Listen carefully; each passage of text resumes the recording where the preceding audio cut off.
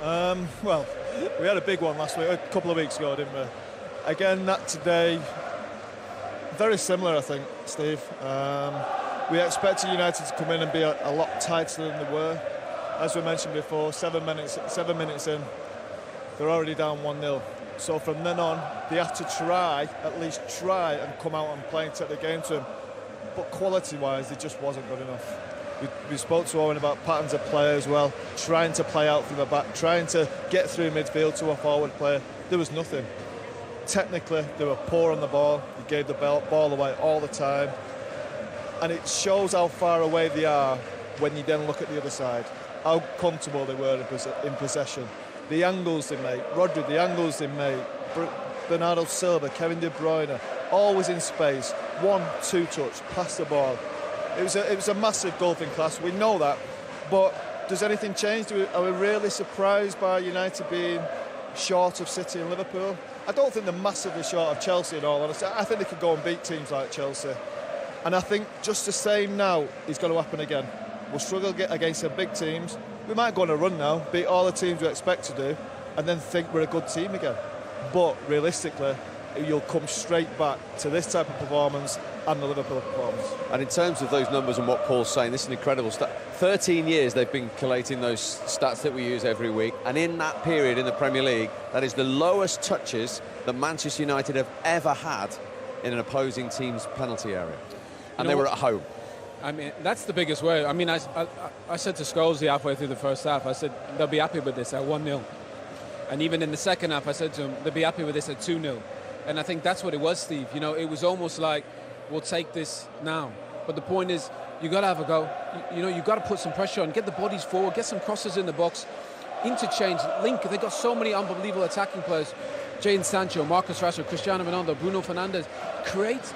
Boys got to create and be brave. Before the game, this crowd was positive. They were very, very optimistic that something could happen. As Scholes said, once the goal went in, it changed. But they need to be able to do more. I mean, 4 touches in the opposition's box. Look, it was 2-0, but it felt like it was more in the game. And the thing is, Liverpool were clinical, that's why it was so high. If it wasn't for David De Gea, that probably would have been more. Yeah, let's go back to the goals they concede, because as Paul said, from 7 minutes in, they were chasing the game and chasing shadows at times. I'd say from 7 seconds into the game, Steve, that they were chasing it, because, you know, the way they set up, they were just never going to be in the game. Bailly, I think he can possibly be. I mean, it's not really that dangerous ball. It's coming into an area. You should be able, if you're front screen, you should be able to clear it. It was a great ball to start with from the right. You know, they've regurgitated possession. Cancelo, very good off either foot. It's a decent enough ball, but Bailly should be clearing that with his right foot, slashing at it, miss-kicking it. It's very, very poor. He's so slow to get himself back into position. He's actually strolling up to the halfway line to get in position where he can just side foot it out. I thought one of the biggest problems in the game was Cancelo and the fact his attacking position. I mean, he got 3 assists in the Champions League midweek. Any chance somebody can come pick him up? I mean, how easy is it for the lad to get crosses in? And the problem was Bruno Fernandes had to come out and play there, but you don't want your number 10 tracking all the way back on the fullback. So they had so many issues. That's too easy at Old Trafford. How can you have that much time on the ball? Credit Bernardo Silva, that's smart. He's the one that instincts, he feels that, and it's a good finish. That's what happens with this system though, Steve. When you play against the five at the back, Foden and Jesus pin them back, then the opposition fullbacks, Cancelo and Walker today, they control the game because there's nobody can get out to him. If McTominay or Fred try and get out to him, they just pop it into midfield. And them 2 players were absolutely brilliant on the ball today. They were almost like central midfield players, and they controlled the game from them areas. And it'll be no surprise to hear that Cancelo and Walker had the most touches of the ball in this game. Those Manchester City fans in full voice away to our left-hand side. One of those fans is one of their players, of course. He will have enjoyed this so much at Old Trafford. Here's players, of course. He will have enjoyed this so much at Old Trafford. Here's players, of course. He will have enjoyed this so much at Old Trafford. Here's Phil Foden. You haven't beaten your City rivals in the last 4 games. Does it make it even sweeter to put in such a dominant performance to take all 3 points? Yeah, I think we had the game of our lives today. Everything just went right. A lot of possession, a lot of chances. And yeah, we dominated from start to finish, which is obviously really good. There was so much of it, but for you, what went right the most? The possession and picking the right times when to hurt him and the space in behind. So, yeah, really pleased. How integral to the plan as well was the pinning back of their wing-backs as well, which you were involved in? Yeah, you know, me and Gabby just got told to try and press the full-backs because obviously it's difficult when they play 5 at the back. And then we had Kev and Bernardo pressing as well, and it worked. Tactically perfect, Phil Foden says today. They were very good. I mean, very rarely are they not tactically perfect. Let's get it right. Pep Well, they Guardiola, weren't last week against Crystal Palace, were they? No, but Pep Guardiola is a tactical genius. I mean, don't get me wrong, he's got all the best players, but Manchester United have collected a fantastic array of players, but they don't look like a team. Whereas Pep Guardiola, whatever team he manages, they've got a distinct style of play. And I think that's what you look for in a manager and a coaching team is to put your impression, your imprint. I was just about on to a say, team. so if you're Manchester United manager today, that's not a surprise to you what City did.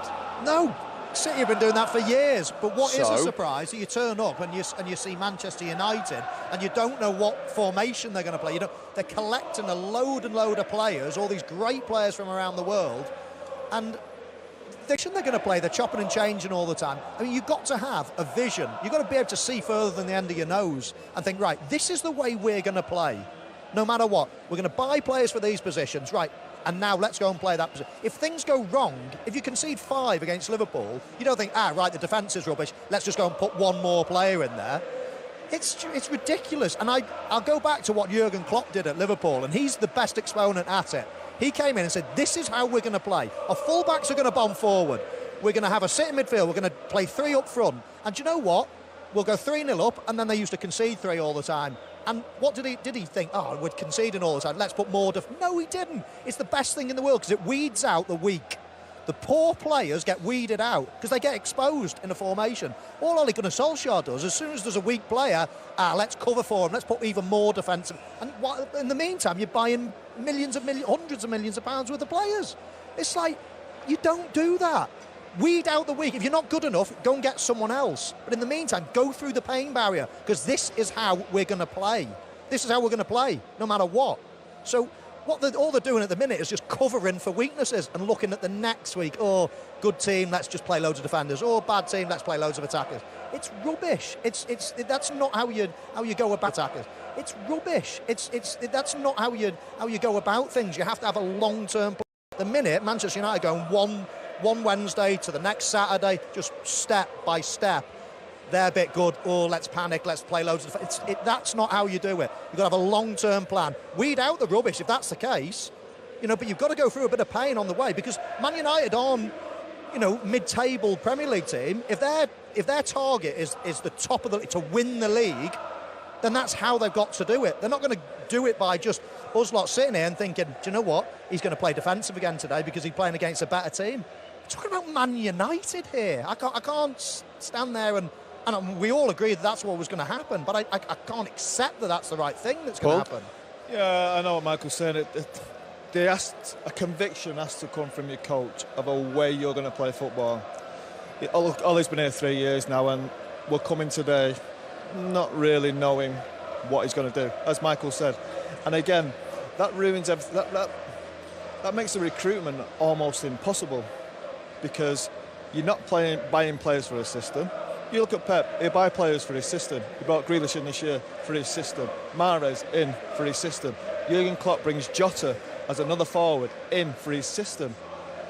We're bringing players in and trying to shoehorn them into positions. Just the next great player we'll bring in, isn't it? He's the next most expensive player. He's the next one who's mentioned in the papers all the time. We'll bring him in. He must be brilliant. Oh, wait a minute. Where's he going to play? How are we going to play? And 3 years down the line, that's...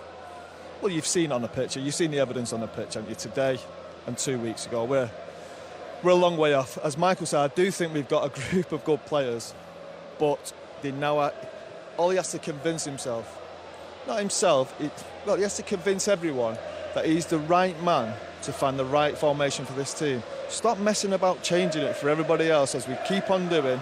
If something's not right, we'll change it. We'll cover for him, as Michael said. He's got to now have a conviction. Look, it's 4-2-3-1. It's 4-3. Whatever it is, I don't care what it is. Yeah. Have that conviction that suit the players that are in the team. Actually, we actually said before the game, the 3-5, it doesn't really suit the players of the team. Wan-Bissaka, useless on the ball at right back. Not brilliant defender, useless on the ball at right back. 3 centre-halves, none of them are that good on the ball. 2 centre-half, none of them are that good on the ball. They have got to find a way. Ollie's got to find a way, the best system, and it's his job, by the way. He gets paid well to do this, to find the best system for this team, the best way of playing with the best players in them positions. And I think there's a squad of players there that could be okay. Okay, yeah. We'll just pause on United. That's 8 home defeats in this calendar year for Manchester United, incidentally. Let's get some City reaction again. Here's Pep Guardiola. But understandably delighted Phil Foden. He felt that your team today played the game of their lives. What would you say? He said? They played the game of their lives. More to come. He's so young. We will play more games of our life. For our, the City Blues. So we know all of us how important it is. We have here in Old Trafford always made a good performance, and in general since we are together, and we won many times, much more than Etihad Stadium. Solid performance and a good game, deserved victory, and 3 more points. That might be congratulations from City fans. You always want more, but how good were your team today? Well, we spoke about, it's a team, the transition team, and we thought we have to put the ball in the fridge.